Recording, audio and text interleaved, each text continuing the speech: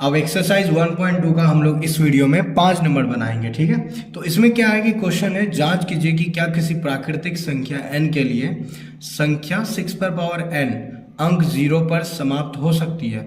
तो सबसे पहले तो अगर देखेंगे संख्या क्या लिखा हुआ है वो लिख लेते हैं। चूंकि संख्या बराबर 6 पर पावर n, और ये जो 6 है ना, इसको हम लोग लिखेंगे 2 इंटू 3 ऐसे लिख सकते हैं। और जब भी 2 इंटू 3 का मतलब है ये 2 का घात होगा या 3 का घात होगा।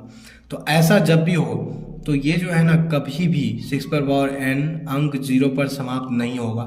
वो कब होगा? जब 2 पर पावर हो यानी 2 पर m हो, और 5 पर n हो यानी 2 पर पावर होना चाहिए और 5 पर पावर होना चाहिए, तब होगा। जैसे 10 होगा तो इजीली हो जाएगा, ठीक है। 50 होगा तब भी होगा, लेकिन ये अगर ऐसा होता है तो नहीं होगा। तो संख्या बराबर इतना लिख देंगे और नीचे लिखेंगे यह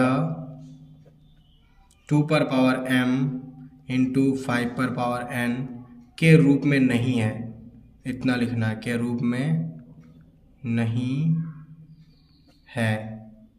तो इसी वजह से क्या होगा, इसीलिए क्या होगा, 6 पर पावर n अंक 0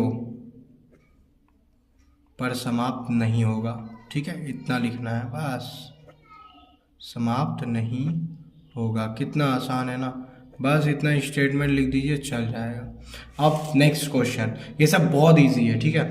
व्याख्या कीजिए कि इतना 7 इंटू 11 इंटू 13 प्लस 13 और इतना इतना भाज्य संख्या है, क्यों? तो अगर देखोगे भाज्य संख्या क्या होता है वो समझते हैं। भाज्य संख्या मतलब जिसमें 3 या 3 से ज़्यादा जो है उसमें फैक्टर होगा, गुणनखंड होगा। बेसिक में हम जो है वीडियो अपलोड किए हैं, वहाँ अगर देखोगे तो समझ में आ जाएगा। जिसका 3 या 3 से ज़्यादा गुणनखंड हो, अगर ध्यान से देखेंगे तो इन सब का देखो 7 है, 11 है, 13 यानी 3 से ज़्यादा गुणनखंड है। तो बोल रहा है भाज्य संख्या क्यों है, तो लिख देंगे पहले 7 इंटू 11 इंटू 13 प्लस 13, ये वाला है एंड। दूसरा क्या है, 7 into 6 into 5 into 4 into 3 into 2 into 1 plus 5 भाज्य संख्या है, भाज्य संख्या है। अब बोला है क्यों, तो आंसर लिख देंगे क्योंकि, यहाँ लिख देंगे क्योंकि, कारण में, क्योंकि इनका गुणनखंड 3 या 3 से अधिक है, ठीक है, 3 से अधिक है। और ऐसा जब भी होता है तो भाज्य संख्या होता है। और कोई डाउट हो तो सारा गुना करके भी देख सकते हो, ठीक है, सिंपल है। अब लास्ट बचा है इस एक्सरसाइज में 7 नंबर, वो ठीक है।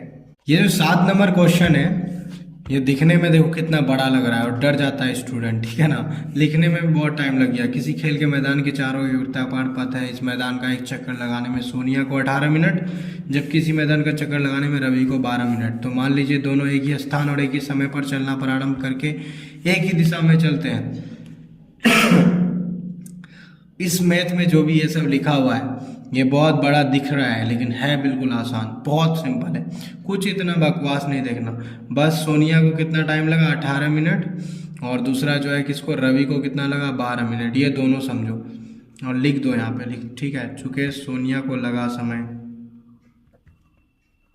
सोनिया को लगा समय, थोड़ा लिख लेते हैं, ठीक है। जब वो इतना ज़्यादा क्वेश्चन में लिख दिया है तो थोड़ा लिखना बनता है, 18 मिनट, ठीक है। दूसरा रवि, और रवि को लगा समय कितना हो जाएगा, 12 मिनट। ये हो गया। अब दोनों का एलसीएम कर दो, कुछ भी नहीं है, 18 और 12 का एलसीएम कर देना है। 2 नमंग 18, 2 चौके 12, 3 तिया 9, 3 दूनी 6, बच्चे वाला काम कर दो ऐसे, ठीक है। तो 2 इंटू 3 इंटू 3 इंटू 2 कितना, 3 दूनी 6 तिया 18 दूनी 36, ये 36 आ गया। ये आपका एलसीएम जो आया, यही एलसीएम क्या हो जाएगा, चलने पर प्रारंभिक कण एक ही दिशा में चल, कितने समय बाद वो पुनः प्रारंभिक स्थान पे मिलेंगे। तो लिख देंगे 36 मिनट बाद प्रारंभिक स्थान पे मिलेंगे, स्थान में मिलेंगे, बस इतना लिखना। ये मैथ जब भी आए इसमें डरने की कोई ज़रूरत नहीं, कितना आसान है देखो। दिखने में बहुत बड़ा लग रहा था, कुछ नहीं करना, बस जो 2 डिजिट है, बस इस तरह का कोई भी मैथ आए, पुनः प्रारंभिक स्थान, ये वर्ड आएगा इस तरह का मैथ में, तो बस समझ जाओ उसका एलसीएम करना है। दैट्स इट, खत्म हो गया। तो हमारा 1.2 कवर हो गया, 1.3 का वीडियो आएगा। सो बेस्ट ऑफ लक, और नोट कर लेना है सारा चीज़ को।